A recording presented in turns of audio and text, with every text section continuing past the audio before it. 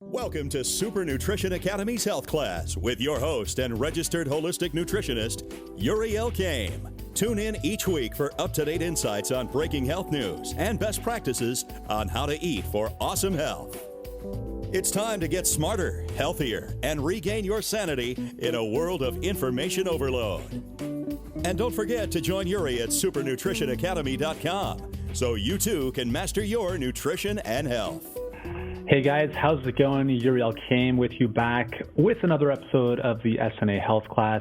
And today I'm very excited to be joined by my good friend, Nicholas Ortner. He is the CEO of the Tapping Solution LLC, and we're going to talk about some really awesome stuff. Now, as you recall, we had a fellow friend of ours, Carol Look, on the podcast a couple episodes ago. We were talking about the basics of tapping, and today we're going to go a little bit deeper and really bring it into some very, very cool stuff with what you can do in respect to the foods that you're eating, getting overwhelmed by being perfect with your diet and stuff. So there's going to be a lot of value to that. So be sure to plug in and stay tuned over the next half hour or so. But before we start, let me formally introduce Nick. His goal is to empower people to create healthy, financially abundant, and stress-free lives through his books, films, CDs, and online events. If you follow the New York Times at all and the New York Times best-selling list, you'll have noticed his book, The Tapping Solution, which has been on there for, 4 or 5 weeks now in the top 10, which is tremendous. And it's an awesome book, and I'd highly recommend you pick it up. And so it's called The Tapping Solution, a revolutionary system for stress-free living. And this was published by Hay House earlier in 2013 of this year, obviously. And there's so much more to say about Nick. I mean, he's helped hundreds of thousands of people through his Tapping World Summits. They've done so much great work now with post-traumatic stress. They've developed a tapping solution, or they developed a tapping foundation actually in Connecticut to deal with a lot of the trauma that took place after the Sandy Hook shootings, and they've done all sorts of amazing work with kids in Rwanda. So it's just incredible the work that he's done with tapping. But he's also a guy that just really has a big heart for wanting to help people, and I'm really honored to have him with me on this episode. So welcome, Nick. Yuri, thank you for the very kind introduction. Absolutely. So without any further ado, why don't we talk about the topic of today's episode, which you actually brought up a great idea to talk about the fact that so many of us get stressed out by feeling the need to be perfect with our diets and how that can create more stress and more harm than perhaps the foods that we're even eating.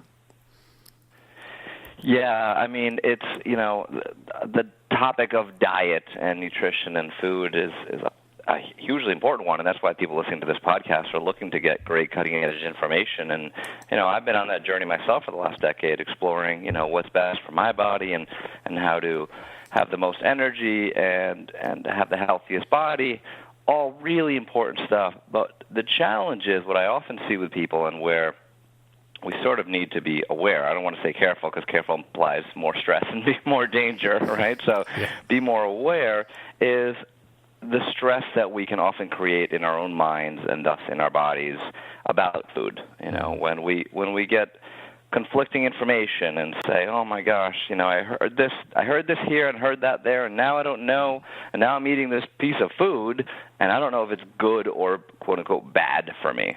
We have these delineations that food is good and bad for you. And again, it's important to have the awareness, and I think one of the things that we can do, and where tapping can come in really well, is how do we relax into this whole experience? How do we continue our quest for healing and for cleansing and for strengthening our body and finding the energy and the best foods for us without being obsessive about it, without being so overwhelmed emotionally that we're creating stress in our body. You've probably ran across some people along your journey where you're like, wow, they are so stressed out about food and what they're eating and everything that it is doing more damage to their body than whatever they're putting in. Yeah, just a few. Just a few, exactly. And it's okay if you're there. I mean, sometimes we need to be there in the beginning to really, get passionate about something, get the energy. And passion is good, stress is not. We can be passionate about eating the right food, but not if we're carrying that stress in our body. You know, my friend Mark Hyman, who's a functional medicine doctor, said the other day at a conference where I was seeing him speak, he said, if you knew, you know, it's kind of a joke, he said, if you knew what stress was doing in your body, you would freak out, you know, because as a doctor, he knows that the cascade of hormones, the changes that happen in your body when you are stressed are massive, and they're often more powerful than anything you can put in your mouth, you know. So what I'd like to explore today and with a tap in the conversation is how do we release some of the anxiety and the overwhelm that we tend to feel around food and diet and nutrition and that whole world. Absolutely.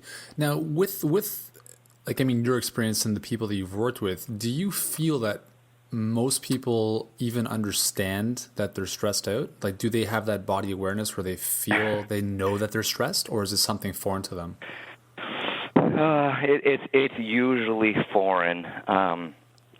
I mean, I think most people will acknowledge, oh, yeah, I'm stressed, right? Yeah, life is stressful. I'm stressed. I don't think they know just how stressed they are.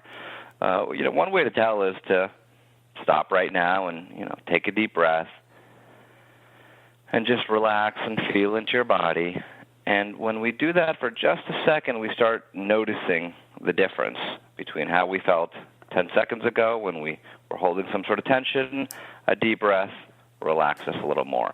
People tend to notice it when they're on vacation maybe, or, you know, walking in the woods, and they go, whoa, I've been carrying around all this stuff. Or at the end of the day, you know, someone's taking a bath at the end of the day, they feel that their shoulders are still clenched. It's like, whoa, I've been carrying around all this stuff. Now, that's stress around, you know, life in general. When we, about this topic specifically, stress about nutrition and what to eat, I think people are really not aware of that. I think that they feel, look, I'm just trying to find the right information and solve this problem. And there's two ways to go about it. There's a stress way to go about it, and there's a relaxed way to go about it. And the relaxed way is important not only because we'd rather be relaxed because it feels better, but because when we are stressed, when, you know, if you think about the stress response, what's the stress response? It's the fight or flight response in the body. It's the amygdala in the brain firing in the body and saying something isn't safe here. I got to run away or I got to fight it. So when we're stressed, the blood flows away from our forebrain and it goes into our limbs, so we can run or we can fight. So we literally have less blood in our brain to come up with creative ideas, creative solutions, or we even have less blood in our brain to be able to make these, what can be in the beginning, more difficult choices. You know, if you look at when people, quote-unquote, fail on their diet or when they cheat, it's usually at moments where their willpower is weakened. So it's late at night, they've had a stressful day, they're by themselves in front of the TV, and they go, oh, my God, you know, a bowl of ice cream would just make my life so much better right now. I'm going to have it. I'm going to eat it. So if that stress isn't there in the first place, we have more conscious awareness, more ability to make better decisions. And from the physiological perspective, I know a lot of people, one of the things they're looking for in improving their nutrition is they're looking to lose weight. Well, if you're stressed about your nutrition and your cortisol is firing through your body all the time, the body's actually going to hold on to weight. Belly fat has been directly correlated with cortisol levels in the body, with the stress hormones in the body. So your body is stressed. It says, I'm not going to drop these pounds. We're stressed. We need to keep it. You know, maybe there's a long winter coming ahead. I don't know why we're stressed, but we're stressed. So the body holds on to the weight and makes the whole thing even more difficult. So there are a myriad of reasons why reducing the stress, not only in your life, but the stress specifically around food and nutrition is going to make everything go so much better. Absolutely. So bring it into kind of dinner this evening. The individual, let's call her Jane, she comes home from work, she's had a long day, she might have kids at home who are waiting for a decently healthy meal, and she's just stressed, she doesn't know what to eat. She just heard on the radio that there was the latest study showing that this was bad or this was good, so now she's even more confused, and she's been struggling from one diet to the next, different sources of advice, and she's kind of been pulled in a lot of different directions. What does she do? She makes her meal. Yeah, absolutely. You know, she sits down. how does tapping, how can she, in this case, kind of lessen some of that stress with tapping and kind of just become a little bit more at peace with what she's doing? Yeah, great question. So really briefly, in case some people missed Carol's interview and just caught this podcast on tapping, we're talking about this tapping technique, or otherwise known as EFT, Emotional Freedom Technique. And we call it tapping because we are literally tapping on endpoints of meridians on our body while saying certain statements, while focusing on what's stressing us out. And it's a technique that certainly can look funny at first. I know when I discovered it for myself personally 10 years ago, I said, what are people doing and what's it working on? It seemed really silly, but it's been around for over 30 years, and it's been shown time and again to help with issues such as food cravings and stress in the body and physical pain and emotional issues. We're just looking at one angle of it today, but it's massively effective on a huge variety of things.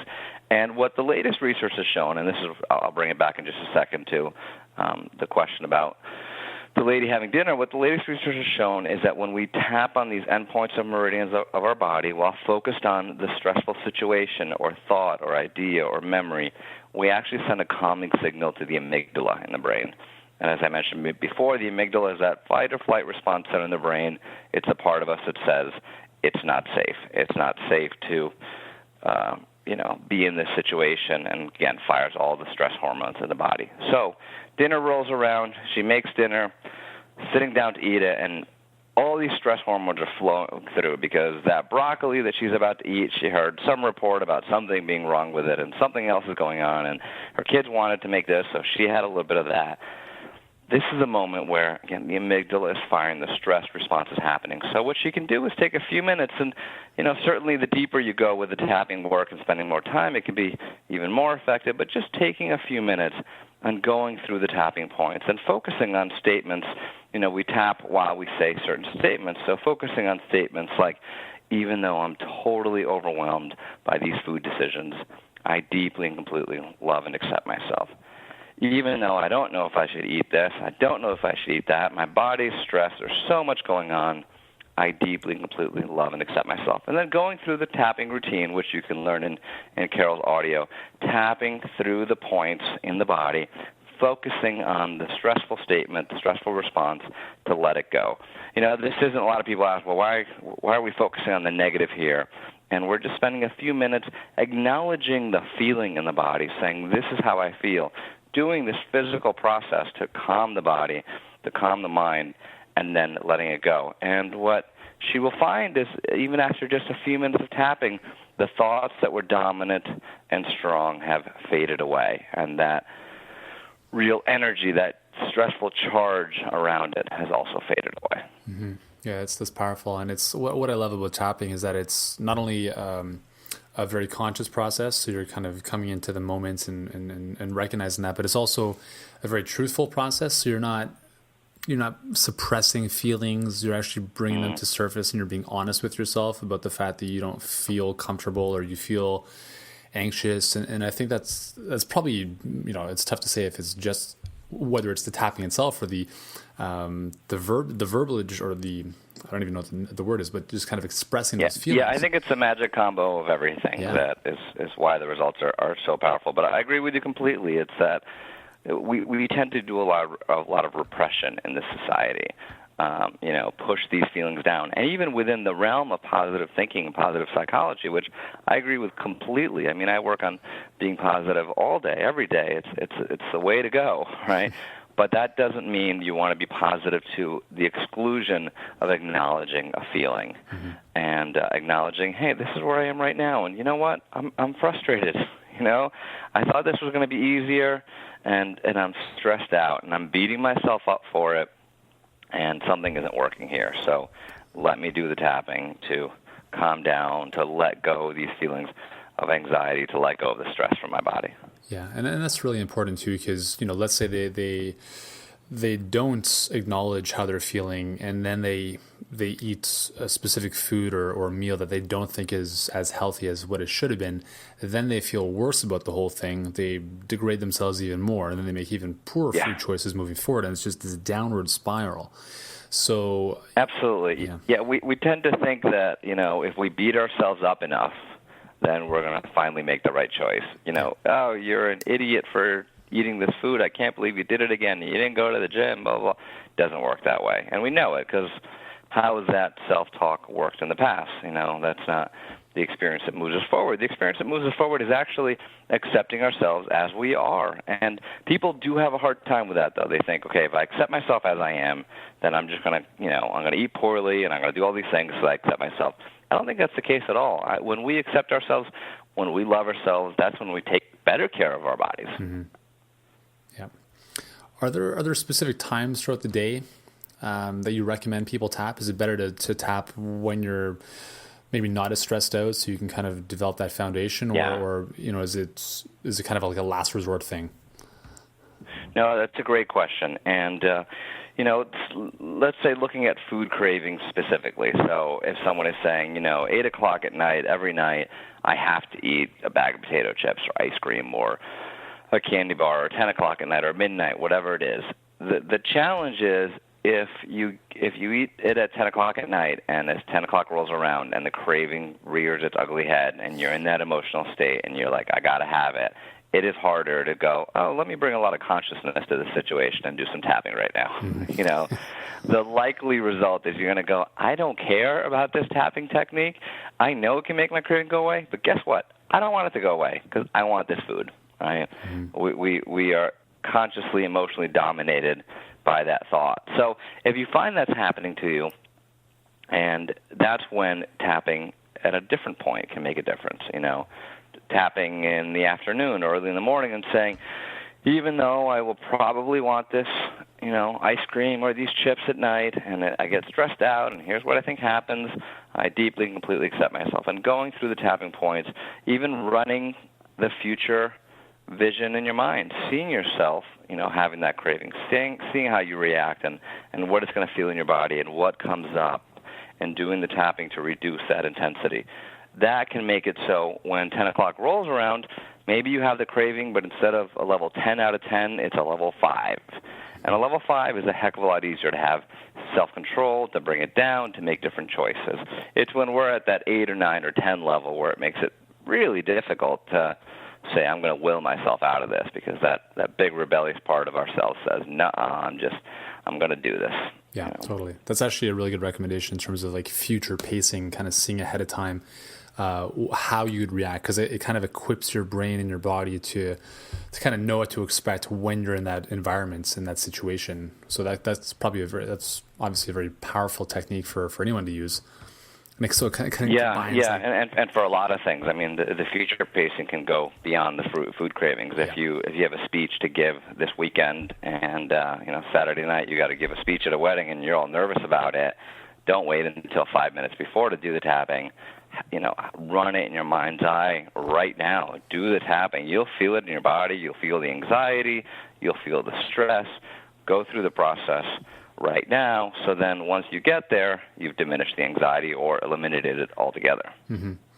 And do you recommend, is there, I don't know if there's not a magic number, but is there a certain amount of time that's necessary for, you know, is it 2 minutes, 4 minutes, or is it just a matter of, you know, going from a level of 10 stress to level 2 stress or below? Like how much time does one devote to tapping, or is it really on an individual basis that would be determined? Yeah, it's very individual. I mean, it's a great question. I think one of the things, there's a couple ways to approach it. One, if you reach out, you know, certainly this is a technique. You can pick up the book and learn how to do it for yourself, and that's one of the most powerful parts to it. If you're really struggling and, you know, you've been trying to lose weight for 30 years and following the diet and nothing's happening, or you just keep falling off whatever your plan is and really struggling, you might want to reach out to a practitioner who will sit down with you for an hour. And that could be a coach. It can be a licensed therapist who uses EFT. You know, there's a lot of different people out there who use it. And that hour where that can be really handy is it can help you go deep. You know, it can help you really explore the issues that are going on and use this powerful technique to clear them. And if that's not for you, then just doing it on your own, 5-10 minutes. I sometimes recommend when an issue comes up to try to set sometimes I'll take my iPhone and just set a 10-minute countdown on it, because if you don't, oftentimes you'll tap for even 2 or 3 minutes. You'll feel better because you'll partially clear the issue. It'll go from being an 8 or 9 to a 4, and you go, well, I'm kind of fine at a 4. I can live with a 4, as opposed to spending the time to go deeper and clearing it completely. Yeah, it's good. So what other, how else can, it's almost, the funny thing about tapping is that it's almost too simple, right? So it's like, I'm sure absolutely. There are ways that we'd probably try to complex things. So other than, becoming more conscious and practicing, tapping, 2-3 times a day or whatever it is for the individual, how else can, or what other types of strategies can we use in terms of to reduce cravings or to go deeper with discovering what the root issue is with a lot of these, whether it's cravings or addictions to specific food? Sure. Yeah, well, what will often happen with the cravings work is that, first you'll tap down the initial physical craving, and then if you start really feeling what's going on in your body, and you can ask questions like, what is this craving really about? And then you'll find that it goes well beyond, I just need this piece of chocolate, to emotional issues. And I've heard a lot of different answers. People, I remember working with a lady who every time she came home from work, she ate like a whole box or a whole bag, whatever it was, of Oreo cookies. And she just devoured them. And her diet was like perfect beyond this. She was well aware of what was in the cookies and, the high fructose corn syrup and hydrogenated oils and everything that was in there. She ate organic. She ate everything great beyond that. But the Oreo cookies she was addicted to.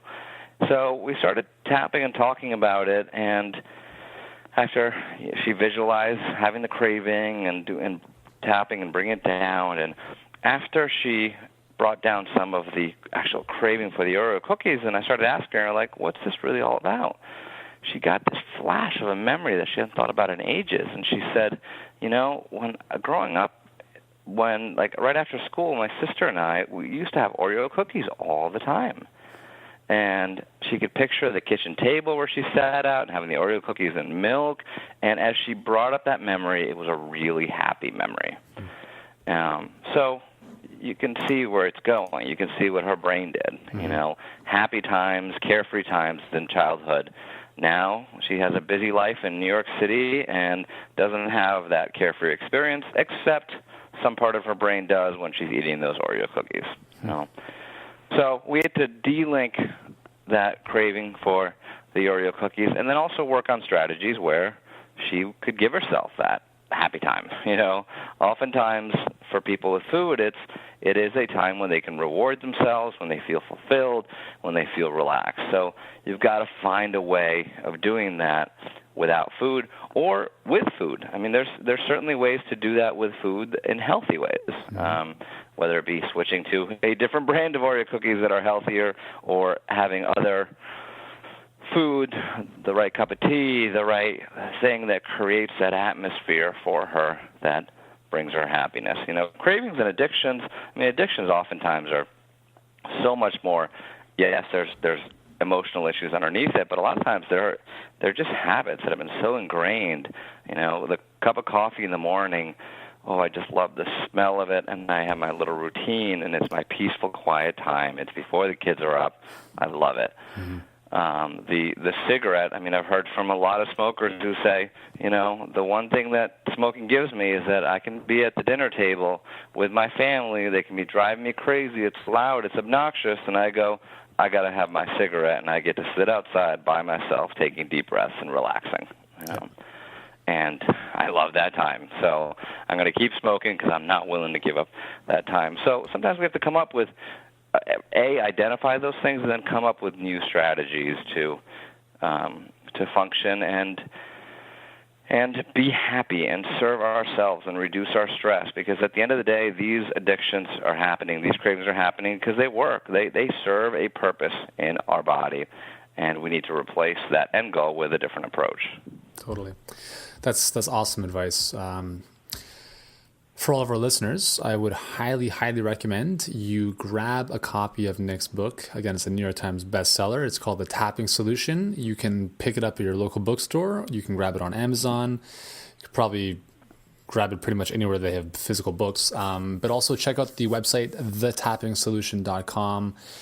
You can check out the first 2 chapters for free and just get a lot more awesome information on tapping. And they've got, I mean, you and your sister and Alex, you guys have done an amazing job just really educating everyday people about how to use tapping, how to incorporate it into their lives. So there's a lot of great resources on the website, and I'd highly recommend you guys check it out. Again, it's thetappingsolution.com.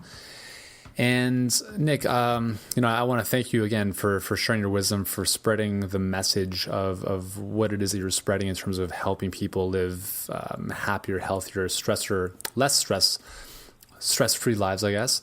And I think what you're doing is awesome. So is there anything you want to finish off with before we end today's interview? No, thank you. Thank you for the kind words, and thanks for having me. And, what I always say about tapping is that it can seem strange, but give it a try. Take 5 or 10 minutes and just have an experience. Like you said, the first 2 chapters of the book are free, and you can actually see all the instructions on exactly how to do the tapping there. And have an experience. It works on so many things. Physical pain, if you're dealing with any physical pain in the body, it's really powerful for that. We talked about weight loss and cravings today, and then also, more obtuse things like financial challenges and limiting beliefs around money and finances and following your passions. Again, the tapping works on decreasing the stress around it, helping the body heal, and it's powerful stuff, so give it a try. Awesome. Well, thank you so much again for taking the time to join us today, Nick. It's been awesome. For everyone listening, again, thank you very much for tuning in. Check out thetappingsolution.com. And I look forward to seeing you in the next episode.